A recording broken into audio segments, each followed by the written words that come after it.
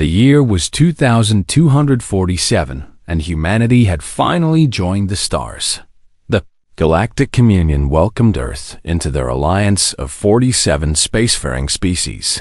Though most aliens considered humans to be unremarkable creatures from a small blue world. On the edge of the galaxy, Commander Daniel Hughes stood on the bridge of the diplomatic vessel Harmony Dawn and watched the stars pass by through the main viewport.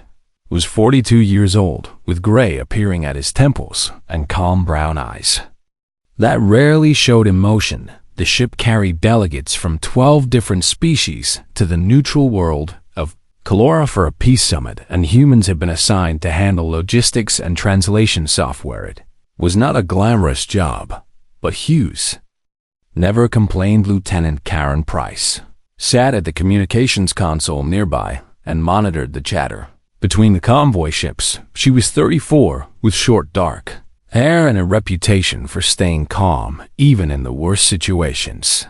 The Harmony Dawn traveled alongside 6 Kalari warships that served as their escort through this region of space. Ambassador Vethoran entered the bridge with his silver skin catching the light and his tall, willowy frame moving with practiced grace. He had studied humans for decades and considered himself an expert on their species. The ambassador approached a group of delegates who had gathered near the Vidred observation window and began to speak in his soft melodic voice. Humans are fascinating in their simplicity, Vethoran explained to the others. They evolved as cooperative herbivore descendants on a world of moderate danger and achieved spaceflight through luck rather than natural selection. A Dromax delegate with 4 arms and compound eyes leaned closer with interest. They seemed so confident for such a young species. The Dromax observer Thoron made a gesture that served as a smile among his people. That is merely their nature, he replied. Humans are optimistic creatures who believe the universe is fundamentally kind, and they project that belief onto everyone they meet.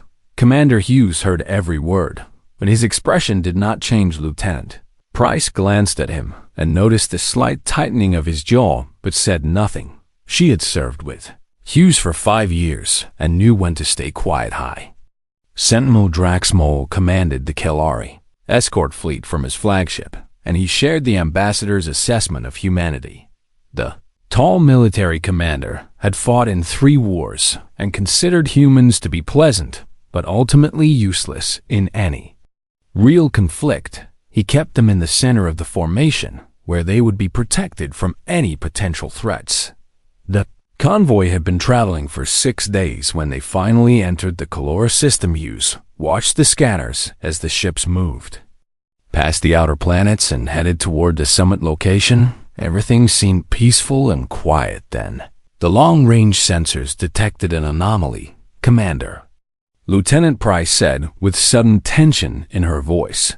I am reading multiple hyperspace signatures at the edge of the system. Hughes moved to her station and studied the data. How many ships? He asked. Price worked the console, and her face grew pale. 43 vessels, and they are not broadcasting Communion identification codes. The unknown fleet emerged from hyperspace in a perfect attack formation and surrounded the convoy. Before anyone could react, alarms began to sound across all ships, and the Kalari warships scrambled to form a defensive perimeter. Ambassador Vethoran rushed to the viewport, and his silver skin turned almost white with fear. Who are they? He demanded. The answer came seconds later when the lead enemy ship broadcast a message across all frequencies. A face appeared on the main screen that made several delegates cry out in terror. The creature had gray leathery skin and rows of sharp teeth and 4 black eyes that held no mercy. I am Overlord Kazik of the Vrexel Dominion, the creature announced. You are now property of my fleet, and resistance will result in death.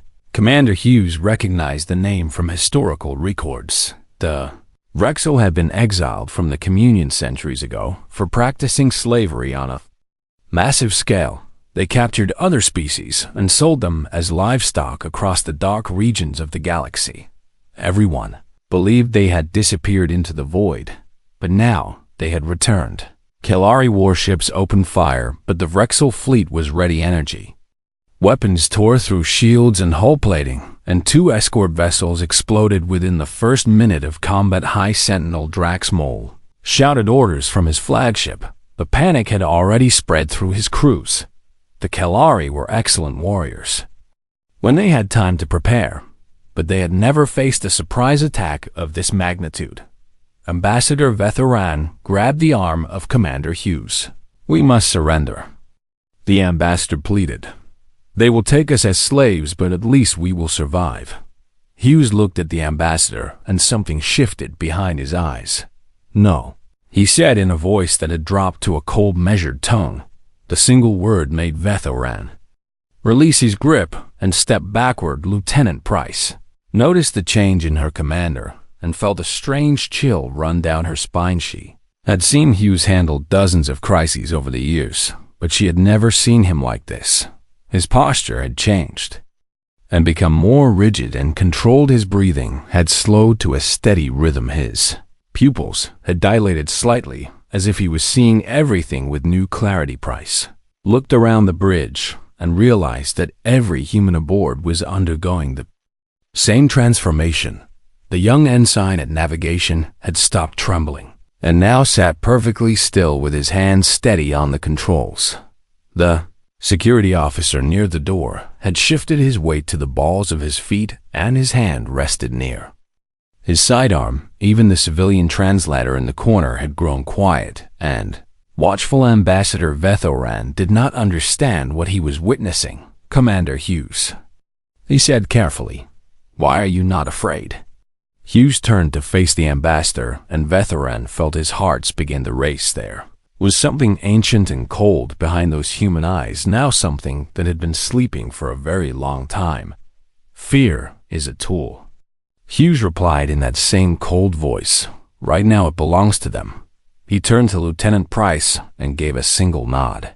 "Contact High Sentinel Drax Mole and request command authority for defensive operations," he ordered. Price sent the message, and the response came back immediately.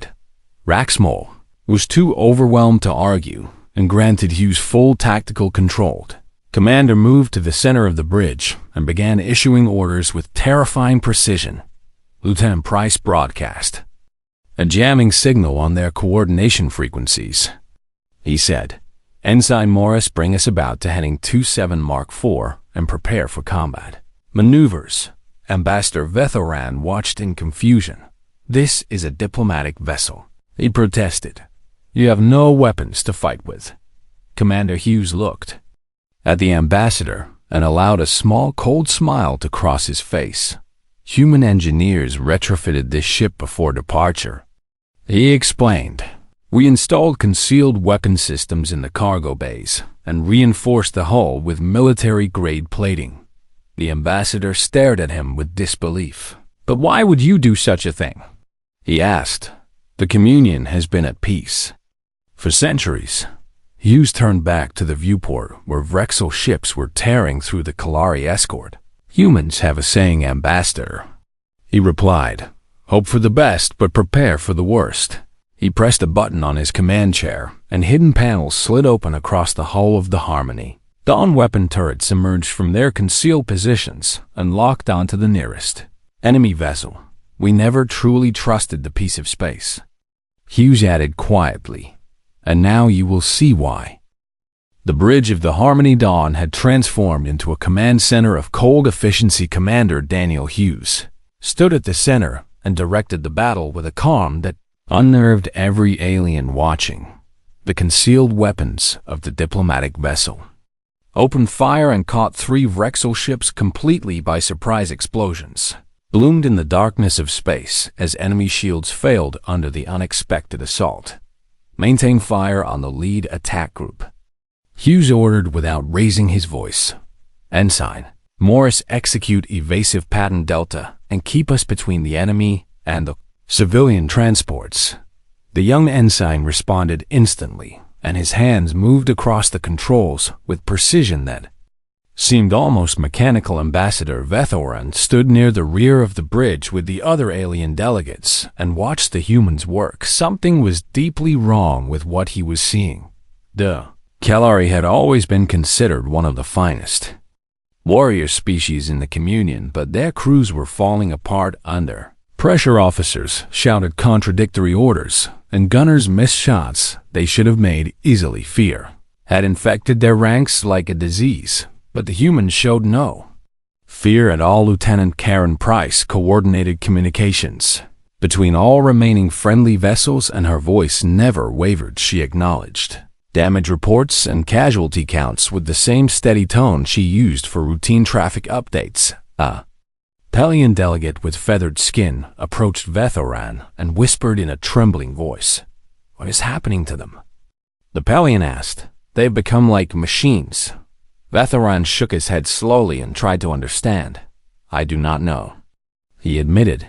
"This is nothing like what our studies predicted." On the main view screen, Overlord Kazik watched his fleet struggle against the unexpected resistance. The Rexel commander had planned this attack for months and expected easy prey instead. He found himself losing ships to a vessel that should have been defenseless. "Focus all fire on that human ship," Kazik commanded. "Destroy them before they can organize the others." The Rexel fleet shifted their attention, and energy weapons began to pound the Harmony Dawn from multiple directions. The ship shuddered under the assault, and warning lights flashed across every console. "Shields at 60%. Lieutenant Price reported. "Hull breaches on decks 7 and 12. Commander Hughes absorbed the information without visible reaction. "Seal those sections and reroute power from non-essential systems to shields," he replied. "Chief Engineer Cole." "Report to the bridge." Nathan Cole arrived minutes later with burn marks on his uniform and determination in his eyes. The 38-year-old engineer had served in the Earth military before transferring to diplomatic service. He assessed the tactical situation with a single glance at the main screen. "They are trying to overwhelm us with numbers," Cole observed. "Classic Predator swarm tactics." Hughes nodded slightly. "Counter tactics?" Yes. Cole studied the enemy formation, and a cold smile crossed his face. "They expect us to run or surrender like their usual prey," he replied. "They have never fought something that hunts back." Ambassador Vethoran heard this exchange and felt compelled to understand. He moved to a console and began accessing historical human records from the ship's database. What he found made his blood run cold. Files contained information that the Communion had somehow overlooked or dismissed as irrelevant. Humans had not evolved as peaceful herbivore descendants at all. They were persistent predators from a death world called Earth. Their ancestors had hunted prey by following it for days without rest until the target collapsed from exhaustion. They had developed the ability to regulate their body temperature through sweating, which allowed them to run when other creatures had to stop. They had evolved forward-facing eyes for tracking movement and teeth designed for tearing. Meet Vethoran scrolled through records of human warfare and felt his heart pound faster. These creatures had fought each other for thousands of years with weapons of increasing destruction. They had split the atom and created bombs that could destroy entire cities. They had developed chemical weapons and biological agents and machines designed solely for killing, and yet they had also shown remarkable capacity for mercy and compassion. They had rebuilt nations. They had conquered and fed populations. They had defeated. They had created art and music and literature that celebrated both war and peace. The ambassador realized that humanity was not simple at all. They were perhaps the most complex and dangerous species the galaxy had ever produced. A violent shudder ran through the ship and pulled Vethoran from his research. "Shields at 30%. Lieutenant Price announced. "Enemy boarding craft approaching deck 4. Commander Hughes turned to Security Officer Derek Lane, who stood ready near the bridge entrance. The 29-year-old officer had already gathered his small team and armed them with weapons from the ship's emergency lockers. Repel boarders. Hughes ordered, "Protect the civilians at all costs." Lane nodded once and led his team into the corridor. Veteran watched them go and noticed something strange about the way they moved. The humans did not communicate with words as they advanced. Instead, they used glances and subtle gestures that conveyed complex tactical information. One would point with two fingers, and another would nod and shift position accordingly. They operated like a single organism with multiple bodies. The ambassador had seen pack hunters on various worlds, but nothing quite like this. The Rexel boarding party breached the lower decks, expecting to find terrified prey hiding in corners. Instead, they encountered Derek, Lane, and his team waiting in perfect ambush positions. First, Rexel through the breach took a shot to the chest before he even registered the threat. The second died with a knife in his throat. The third managed to raise his weapon, but a human tackled him from the side and brought him down with brutal efficiency. The fight lasted less than 2 minutes. When it ended, 8 Rexel lay dead or dying, and Lane's team had suffered only minor injuries. One of his officers had taken a wound to the arm, but she simply wrapped it with a strip of cloth and kept her weapon ready. Boarding party eliminated. Lane reported over the comm system, standing by for additional contacts. On the bridge, Ambassador Vethoran stared at the security feed with undisguised horror. They killed them so easily, the Pelian delegate whispered, without hesitation or remorse. Vethoran understood now what he was witnessing. The humans had not become something different during this crisis. They had simply stopped pretending to be something they were not. Commander Hughes turned to face the alien delegates and must have seen the fear in their eyes. "Do not worry, Ambassador," he said in that cold, measured voice. "We only hunt those who deserve it." Before Vethoran could respond, the main view screen flickered and Overlord Kazik appeared again. The Rexel commander had lost his earlier confidence and now looked at Hughes with something approaching respect. "You fight well for a slave species," Kazik admitted, "but you cannot win this battle, and you know it." Hughes met the alien's gaze without flinching. "Perhaps," he replied, "but I can make sure you lose far more than you gain." Kazik bared his teeth in what might have been a smile. "All ships concentrate fire on the human vessel," he commanded. "Kill them first, and the rest will fall." The Rexel fleet abandoned their other targets and turned every weapon toward the Harmony Dawn. Hughes watched them come and felt no fear at all. "All hands brace for impact," he announced calmly.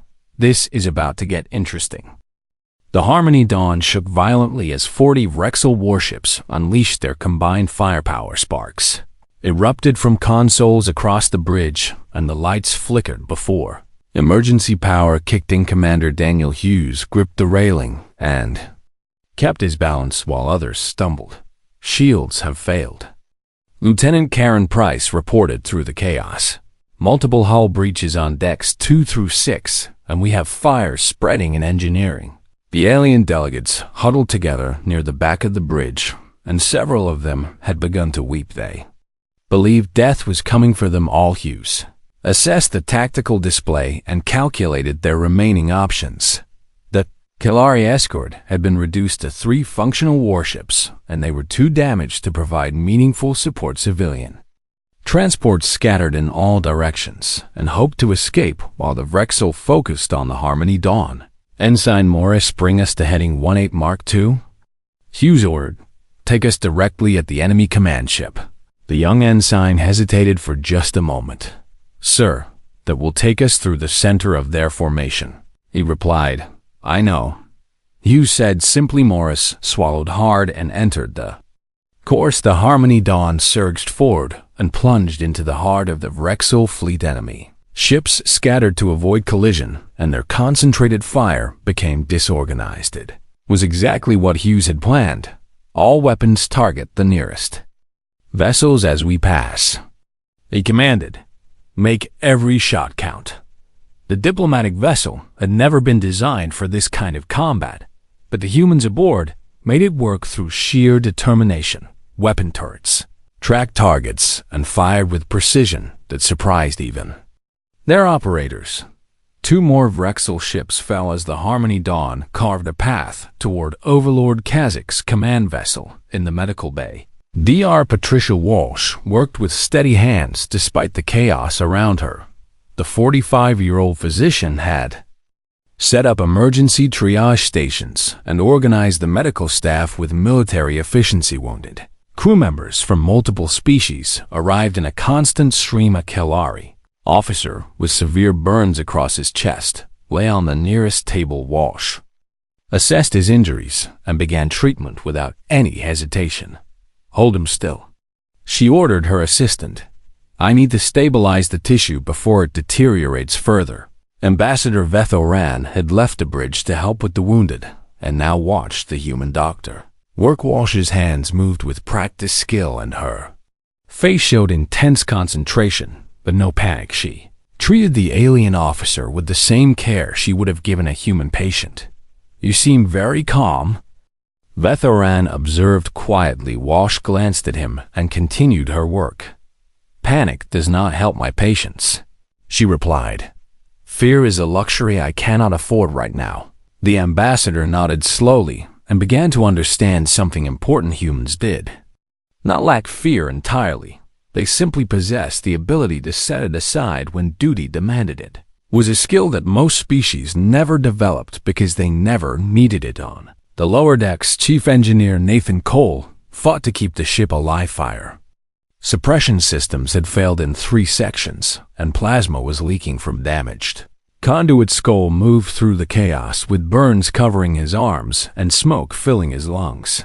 "Reroute power through the secondary grid," he shouted to his team, "and someone get that fire under control before it reaches the reactor." His engineers responded instantly and worked together without needing detailed instructions. They had trained for disasters like this, even though no one ever expected to face one. A young technician named Amy ran past with a fire extinguisher, and Cole grabbed her arm. "The plasma leak in Section 4 is your priority," he told her. "Everything else can wait." Amy nodded and sprinted toward the danger without complaint. Cole watched her go and felt a moment of pride. These were good people, and they would not give up no matter how bad things got. The ship shuddered again as another volley struck the hull. Cole was thrown against a bulkhead and felt something crack in his ribs. Pushed the pain aside and returned to his work on the bridge. Commander Hughes watched the enemy command ship grow larger on the view screen. Overlord Kazac had realized the human's intention and was trying to maneuver away, but the Harmony Dawn was faster than it looked, and Hughes had no intention of letting his prey escape. Lieutenant Price opened a channel to the enemy commander. The order at Kazac's face appeared on screen, and this time the Vrexel showed genuine fear. "What are you doing?" Kazac demanded. "You will destroy us both." Hughes leaned forward slightly and let the alien see the cold determination in his eyes. "I am doing what my species has done for 100,000 years," he replied. "I am hunting." The words seemed to strike Kazac like a physical blow. "You are supposed to be prey." The Vrexel protested. "Their communion records say you are harmless." Hughes allowed a thin smile to cross his face. "We let them believe that," he said. It was easier than explaining the truth.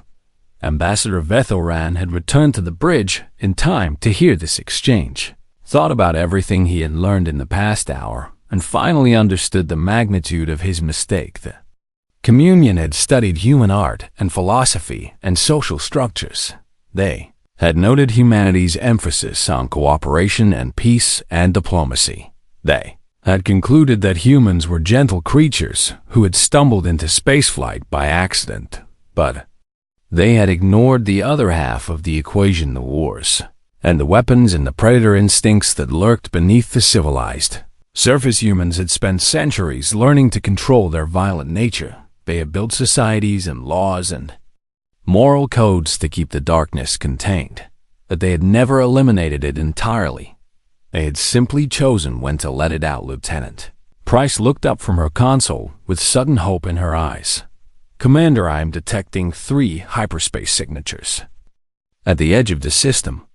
She reported, "They are broadcasting human identification codes." Hughes felt something loosen in his chest. "Identify them." He ordered Price worked her console, and a genuine smile appeared on her face. "It is the Franklin, the Lincoln, and the Carson, sir," she announced. "Human destroyers from the 7th Fleet." The alien delegates stared in confusion. "How is that possible?" The Pelion asked. "They could not have received our distress call in time to travel here." Hughes turned to face the delegates, and his expression remained calm. "We sent our distress call using quantum entanglement communication," he explained. "The signal arrived at Earth Command instantly, and our ships were already positioned nearby." Vethoran processed this information with growing unease. "You stationed military vessels near a peaceful diplomatic summit?" he asked Hughes. Nodded without apology. "We always have contingencies, Ambassador," he replied. "Humanity learned long ago that peace must be defended." On the view screen, 3 sleek human warships emerged from hyperspace with weapons already charging. They moved in perfect formation and targeted the Rexel fleet with predatory precision. A new face appeared on the communications channel. She was a woman in her 50s with gray hair cut short and eyes that held the same cold intensity as Commander Hughes. "This is Admiral Grace Bennett of the Earth Defense Fleet," she announced. "You have attacked our people." Overlord Kazakh stared at the new arrivals with mounting terror. "We did not know," he stammered. "The record said humans were harmless." Admiral Bennett's expression did not change. "Surrender or be removed," she replied. "You have 30 seconds to decide." Overlord Kazakh stared at the 3 human warships and felt something he had not experienced in decades. True fear. The Vrexel had built their empire on terror and subjugation of weaker species. They had raided convoys and colonies across the dark regions of the galaxy for centuries. No one had ever threatened them with such cold certainty. Admiral Grace Bennett waited on screen with patience that somehow made her seem even more dangerous. Her 30-second deadline passed, and she simply nodded. "Once, engage all hostile vessels." She commanded. The Franklin, the Lincoln, and the Carson opened fire with weapons that made the Harmony Dawn's armament look like toys concentrated. Plasma beams cut through Vrexel shields as if they did not exist. Missile salvos tracked their targets with impossible accuracy and detonated with devastating force. 3 enemy ships died in the first volley. Kazakh screamed orders at his fleet, but panic had already taken hold. The Vrexel were predators by nature, and they understood instinctively when they had become prey. Ships began to break formation as captains decided to flee rather than fight. But the human destroyers did not let them escape. They pursued with relentless determination and picked off stragglers one by one. Commander Daniel Hughes watched the battle turn from the bridge of the Harmony Dawn. His ship was badly damaged and barely functional, but he refused to withdraw from the fight.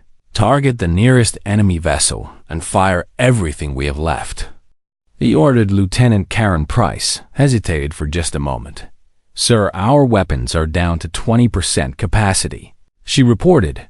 "We cannot do much damage in our current state." Hughes turned to look at her with eyes that held no surrender. "Every shot matters, Lieutenant," he replied. "Every ship we disable is one less that can threaten our people." Price nodded and relayed the orders.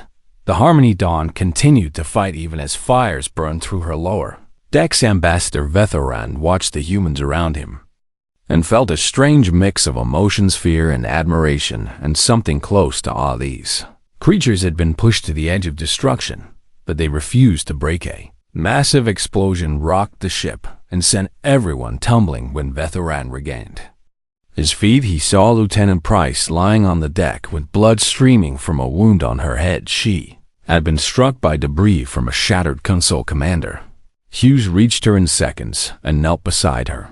For just a moment, the cold mask slipped, and Vethoran saw genuine concern in the human's eyes. "Karen, can you hear me?" Hughes asked. Price's eyes fluttered open, and she managed a weak smile. "Still here, sir," she replied. Just a scratch. Hughes helped her sit up and looked around for medical assistance. Dr. Patricia Walsh arrived moments later with her kit and began treating the wound. She will be fine, Walsh announced after a quick examination. But she needs to rest. Price shook her head stubbornly. I can still work. She insisted. We need everyone at their stations. Hughes studied her for a long moment and then nodded. Stay seated and monitor communications from there, he ordered. That is not a request. Price accepted the compromise, and Walsh moved on to check other wounded crew members. Vethoran approached Hughes as the commander returned to his position. You care about her, the ambassador observed. About all of your crew. Hughes glanced at him with something that might have been surprise. Of course I do, he replied. They are my people and I will protect them with everything I have. Vethoran considered this response carefully. But you send them into danger, he said. You ask them to fight and perhaps die. Hughes nodded slowly. Yes, because some things are worth fighting for, he explained. Some things are worth dying for. He gestured at the alien delegates huddled together across the bridge. Those people came here seeking peace and safety. Hughes continued.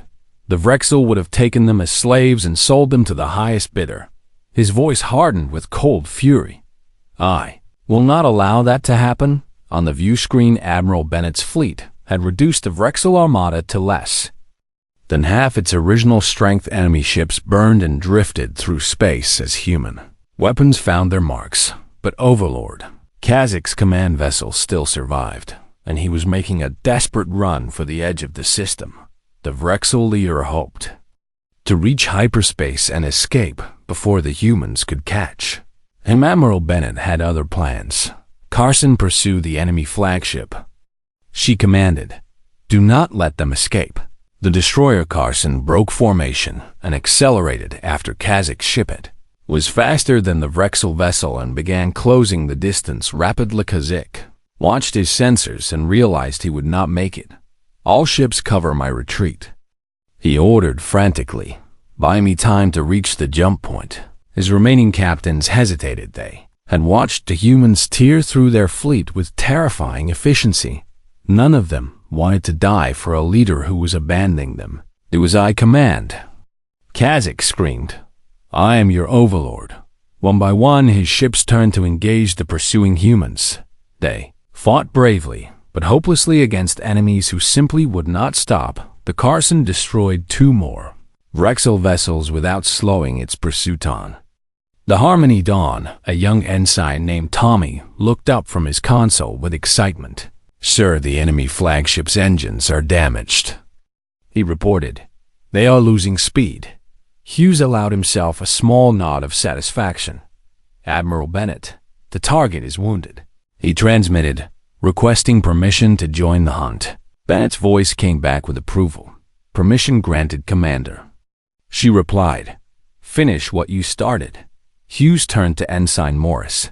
Take us after them, he ordered, all available power to engines. The Harmony Dawn surged forward with groaning metal and flickering lights. She was barely holding together, but her crew pushed her beyond her limits. Chief Engineer Cole worked miracles in the engine room and kept power flowing through damaged systems. His hands were burned and his ribs were cracked, but he refused to stop. Come on, old girl, he muttered to the ship. Just a little more. The diplomatic vessel joined the Carson in pursuit of Overlord Kazakh human ships, hunting a single fleeing predator. Irony was not lost on Ambassador Vethoran. This is what you meant, he said quietly. Persistence hunting. Hughes heard him and nodded once. We evolved to chase prey until it collapsed from exhaustion, he confirmed. Our bodies were built for endurance rather than speed. He watched Kazak's ship grow larger on the view screen. The same principle applies to space combat. Hughes continued. We do not need to be faster than our enemies. His voice dropped to something almost gentle. We just need to never stop coming. Kazak's command ship shuddered as its damaged engines finally failed. The vessel drifted helplessly as the Carson and Harmony Dawn closed in, Overlord Kazakh appeared on screen one final time. His gray face was twisted with desperation, and his 4 eyes darted between the approaching human ships. "Please," he begged. "I surrender." Admiral Bennett's face appeared beside his on the split screen. "Acknowledged," she said simply. "Prepare to be boarded."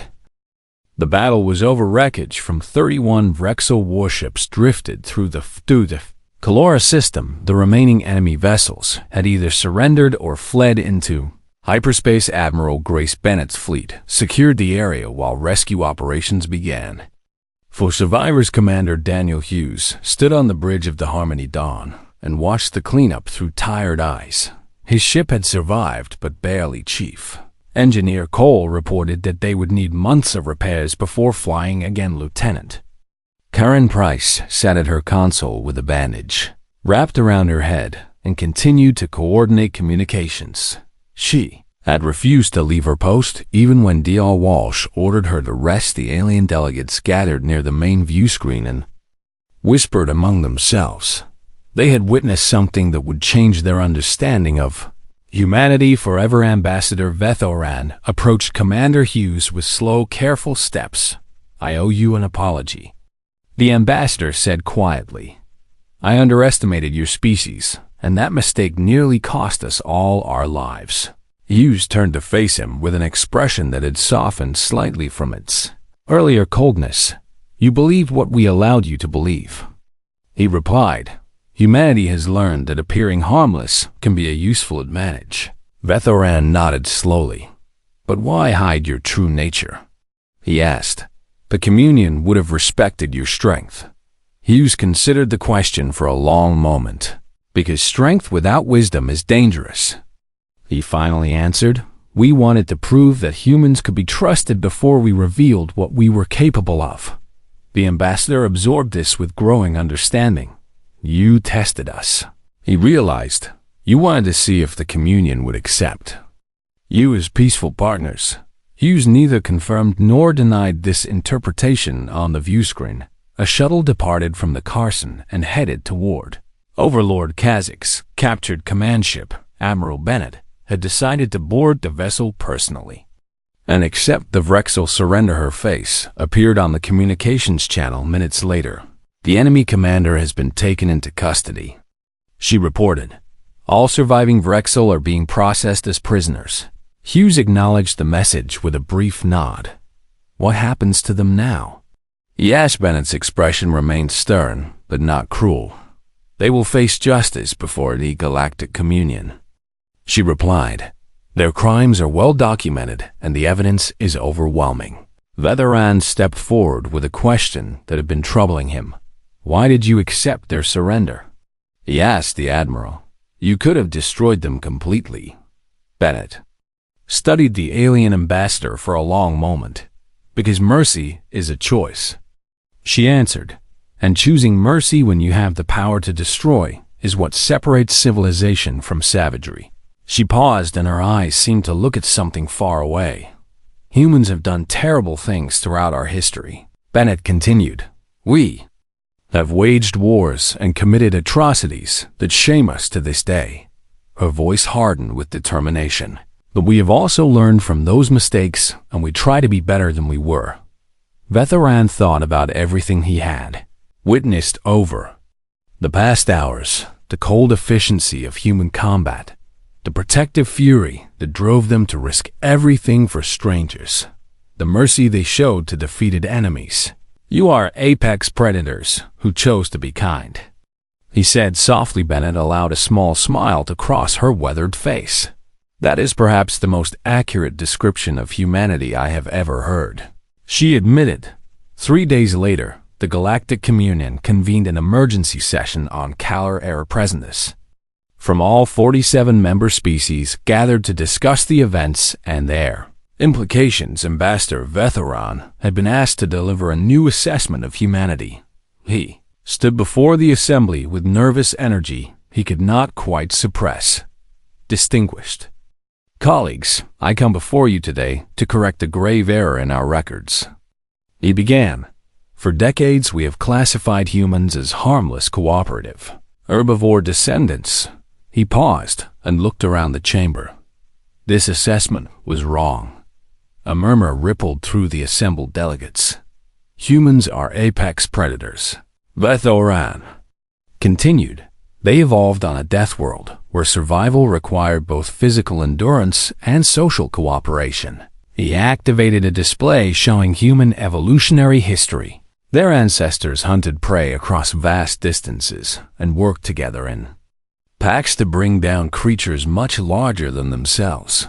The delegates watched in silence as the display showed ancient humans tracking animals across the savannah. But here is what makes them truly remarkable.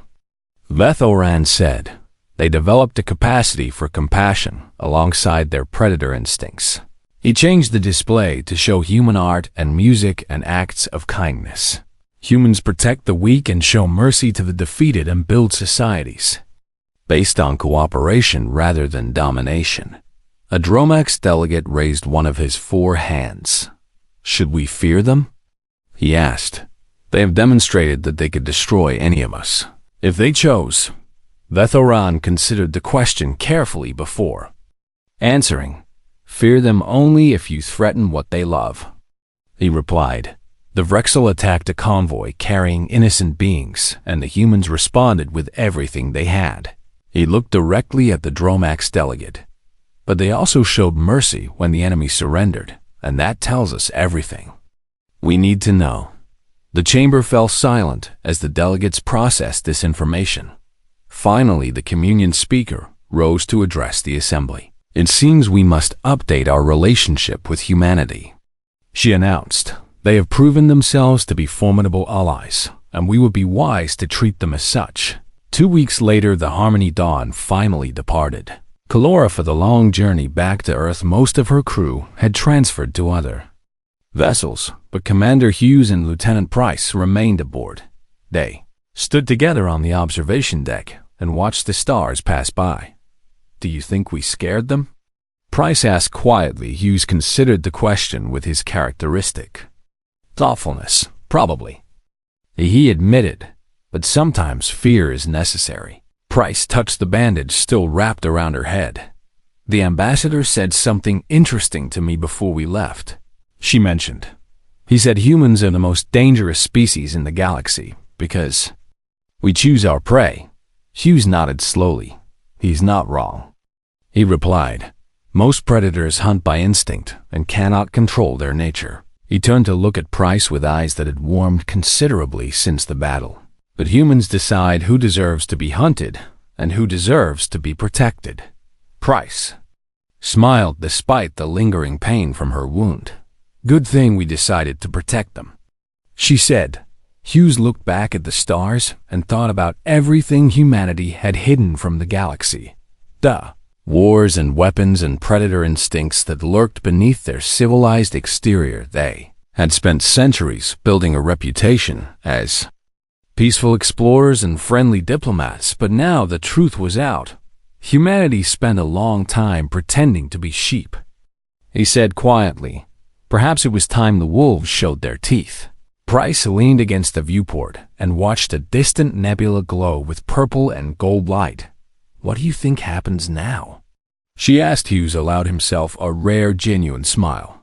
Now the galaxy knows what we really are, he replied, and maybe that means we can finally stop hiding. He thought about Admiral Bennett and her fleet standing guard over human interests across the stars. He thought about the Vrexel prisoners who would face justice for their crimes. He thought about all the species who had watched humans transform from harmless diplomats into apex predators.